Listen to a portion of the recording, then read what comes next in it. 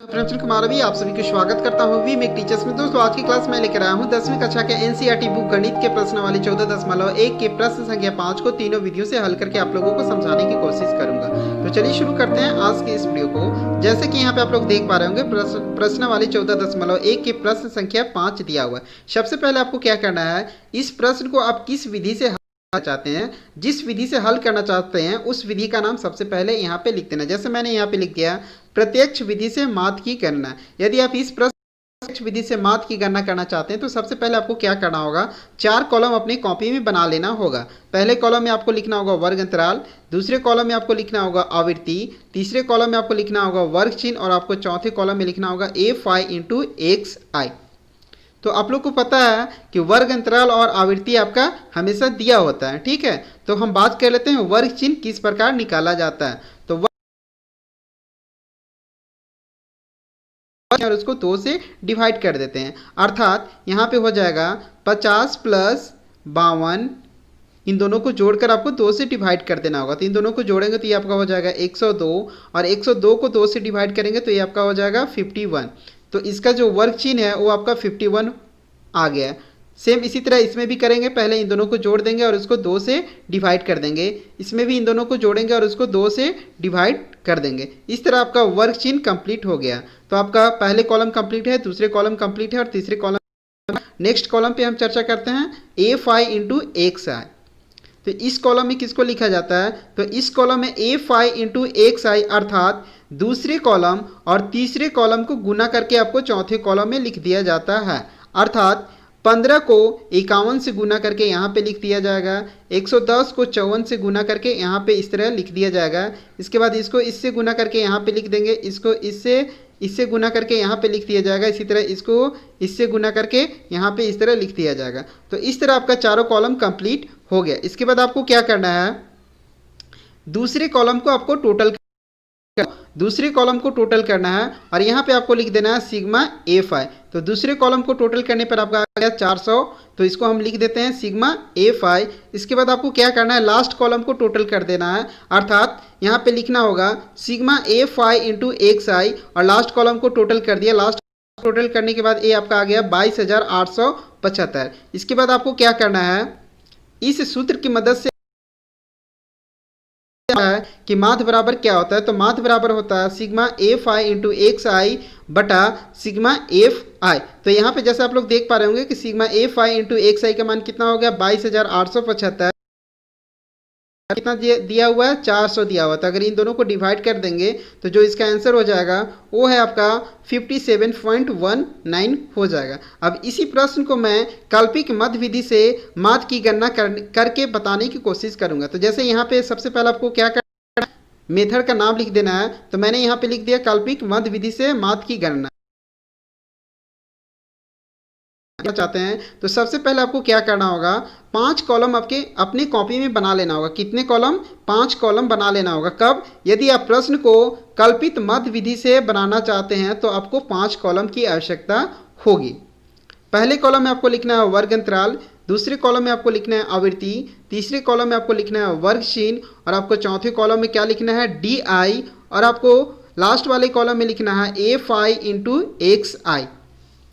तो आप लोग को पता है कि वर्ग अंतराल दिया हुआ है, आवृत्ति भी दिया हुआ है और यहाँ पे वर्ग चिन्ह किस प्रकार निकाला जाता है ये भी आप लोग को पता है। तो हम बात कर लेते हैं चौथे कॉलम अर्थात di किस प्रकार निकाला जाता है।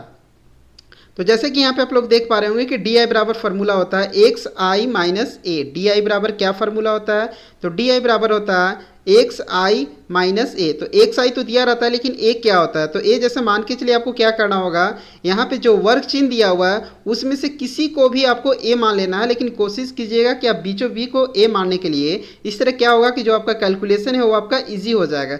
तो मैंने यहाँ पे a बराबर किसको मान लिया, 57 को मान लिया है। ऐसा नहीं कि यदि आप इसको a मान लेंगे तो आंसर गलत हो जाएगा, आंसर गलत नहीं होगा। तो आप किसी को भी a मान सकते हैं, बट कोशिश कीजिएगा कि आप बीचों बीच वाले को a मानने के लिए, ठीक है। तो मैंने यहाँ पे a मान लिया कि किसको, 57 को मान लिया। तो आप लोग को पता है कि di बराबर क्या होता है xi माइनस a। तो यहाँ पे इसी फार्मूला के आधार पे यहाँ पे निकाला जाएगा। तो xi माइनस a, तो यहाँ पे देखिए xi माइनस a, तो यहाँ पे xi का मान कितना दिया हुआ है, तो xi का मान यहाँ पे जैसे आप लोग देख पा रहे होंगे 57 और यहाँ पर भी 57। तो 57 में 57 को घटा देंगे तो ये आपका कितना हो जाएगा 0। अब यहाँ पे इसमें करते हैं, एक्स आई का मान कितना दिया हुआ है 54 है, 54 में ए को घटा देंगे तो ए आपका कितना दिया हुआ है 57, इसमें से इसको घटा देंगे तो ये आपका -3 हो गया। सेम इसी तरह इसमें भी करेंगे, एक्स आई का मान कितना 51 है और ए को हमको क्या करना है घटा देना, तो ए को घटा देंगे तो ये आपका हो जाएगा -6। इसी तरह आपका नीचे में भी वही प्रोसेस कर दिया जाएगा। इसके बाद आपको क्या करना है, आपका चौथे कॉलम भी कंप्लीट हो गया। इसके बाद पांचवें कॉलम को लिखना है। पांचवें कॉलम में क्या लिखना है, एफ आई इंटू एक्स आई, अर्थात दूसरे कॉलम और चौथे कॉलम को गुना करके आपको लास्ट वाले कॉलम में लिख देना है, अर्थात 6 से गुना करके इसमें लिख दिया जाएगा। इसी तरह 110 को किससे गुना करेंगे, 3 से गुना करके इसमें लिख दिया जाएगा। 135 को 0 से गुना करके यहाँ पे, और 115 को 3 से गुना करके यहाँ पे लिख दिया जाएगा, यहाँ पे लिख दिया जाएगा। इसके बाद आपको क्या करना है, दूसरे कॉलम को यहाँ पे आप कौन सा कॉलम को, दूसरे कॉलम को टोटल कर देना है और यहाँ पे आपको लिख देना है सिग्मा एफ आई बराबर है आपका, इसका टोटल करने पे कितना आ गया 400 आ गया। इसके बाद आपको लास्ट कॉलम को टोटल करना है, ठीक है, और लास्ट कॉलम को टोटल करने के बाद यहाँ पे आपको लिख देना है sigma F I into D आई। तो इसको टोटल किस प्रकार किया जाता है, तो जैसे यहाँ पे आप लोग देख पा रहे हैं ऊपर में माइनस माइनस दिया हुआ है और नीचे में आपका क्या दिया हुआ है प्लस प्लस दिया हुआ है। तो पहले आपको क्या कर लेना होगा, माइनस माइनस को जोड़ लेना होगा। तो ठीक है, तो माइनस माइनस को जोड़ लेंगे तो ये आपका कितना हो जाएगा 420, और यहाँ पे आपका प्लस प्लस को जोड़ लेना है। तो प्लस प्लस को जोड़ने पे ये आपका कितना हो जाएगा 495। तो आप लोग को पता है कि माइनस प्लस क्या होता है, माइनस हो जाता है, तो इन दोनों में से यहाँ पे घटा देंगे तो ये आपका आ गया कितना 75। इसके बाद आप माध्य की सूत्र की सहायता से आप आसानी से माध्य की गणना कर सकते हैं। तो आप लोग को पता है कि माध्य बराबर क्या होता है, तो माध्य बराबर होता है A plus sigma F I into D I बटा सिग्मा एफ आई। तो ए का मान कितना है, ए का मान 57 है, plus sigma F I into D आई का मान कितना है 75, वाई सिग्मा एफ आई का मान कितना हो जाएगा 400। तो इस तरह करके आप इसको आसानी से इसका जो कैलकुलेशन कर लेंगे तो आंसर आपका आ जाएगा। तो मैं इसी प्रश्न को मैं यहाँ पे विचलन विधि से हल, तो यदि आप पग विचलन विधि से माध्य की गणना करना चाहते हैं तो सबसे पहले आपको क्या करना होगा, 6 कॉलम अपने कॉपी में बना लेना होगा। कितने कॉलम, 6 कॉलम अपने कॉपी में बना लेना होगा। पहले कॉलम में आपको यहाँ पे वर्ग अंतराल, दूसरे कॉलम में आपको लिखना होगा आवृत्ति, तीसरे कॉलम में आपको क्या लिखना होगा वर्ग चिन्ह, और आपको चौथे कॉलम में लिखना होगा यहाँ पे आपका डी आई, पांचवें कॉलम में आपको लिखना होगा यू आई, और लास्ट वाले कॉलम में लिखा जाएगा एफ आई इंटू यू आई। तो यहाँ पे पहले कॉलम कंप्लीट है, दूसरे कॉलम कंप्लीट है, तीसरे कॉलम कंप्लीट है, और यहाँ पे आपका चौथे कॉलम भी कंप्लीट है। हम बात कर लेते हैं लास्ट वाले कॉलम, पांचवें और छठे कॉलम पे चर्चा करेंगे कि किस प्रकार इसको निकाला जाता है। तो जैसे यहाँ पे आप लोग देख पा रहे होंगे कि पांचवें कॉलम में क्या है, यू आई हमको निकालना है। तो यू आई बराबर क्या होता है, यू आई बराबर क्या होता है एक्स आई माइनस ए होता है, ठीक है, एक्स आई माइनस ए बटा एच।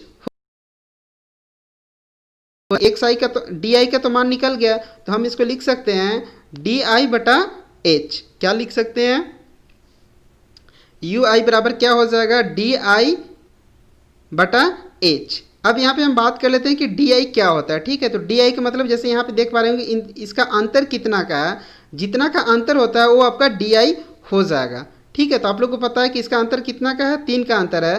तो आप लोग जैसे यहाँ पे आप लोग देख पा रहे होंगे कि एच का भी मान कितना हो गया 3 हो गया। तो यहाँ पे आपको क्या करना है, 3 से सभी में आपको क्या करना है डिवाइड दे देना है, ठीक है। 3 में किसको डिवाइड करना है, डी आई को डिवाइड कर देंगे। तो 3 को 0 से डिवाइड करना होगा तो यहाँ पे 0 हो जाएगा। अब इसको 3 से डिवाइड करना है और इसको भी 3 से डिवाइड करना है, तो 3 3 कट जाएगा, 1 हो जाएगा और यहाँ पे 2 हो जाएगा। इसी तरह नीचे में भी आपका 1 हो जाएगा और यहाँ पे 2 हो जाएगा। तो इस तरह करके आपका ए बी कॉलम कंप्लीट हो गया। इसके बाद हम लास्ट करते हैं, अर्थात एफ आई इंटू यू आई किस प्रकार निकाला जाता है। तो एफ आई इंटू यू आई निकालने के लिए आपको क्या करना होगा, दूसरे कॉलम किसको, दूसरे कॉलम और पांचवें कॉलम को गुना करके आपको लास्ट वाले कॉलम में लिख देना है। अर्थात 15 को किसको, 15 को माइनस करके यहाँ पे लिख दिया जाएगा, 110 को 1 से गुना करके यहाँ पे लिख दिया जाएगा, 135 को 0 से गुना करके यहाँ पे लिख दिया जाएगा, इसको इससे गुना करके यहाँ पे और 25 को हम इससे गुना करके यहाँ पे लिख देंगे। इसके बाद आपको क्या करना है, इस तरह करके आप 6 कॉलम कंप्लीट कर लिए। इसके बाद आपको यहाँ पे दूसरे कॉलम को आपको टोटल कर लेना। कौन सा कॉलम को, यहाँ पे आपको दूसरे कॉलम को आपको टोटल कर लेना था। दूसरे कॉलम को यहाँ पे टोटल करने के बाद यहाँ पे आप लोग को लिख देना है सिग्मा A5 बराबर ये आपका हो गया 400। इसके बाद आपको लास्ट वाले कॉलम को टोटल कर लेना है। तो लास्ट वाले कॉलम को टोटल करने के बाद यहाँ पे आपको लिखना है सिग्मा A5 इंटू UI। तो यहाँ पर भी जैसे कि यहाँ पे आप लोग देख पा रहे होंगे प्लस प्लस है और यहाँ पे माइनस माइनस है। पहले माइनस माइनस को जोड़ लेंगे, इसके बाद प्लस प्लस को जोड़ लेंगे। तो माइनस माइनस को जोड़ेंगे तो यहाँ पे आपका कितना आ जाएगा 140, और यहाँ पे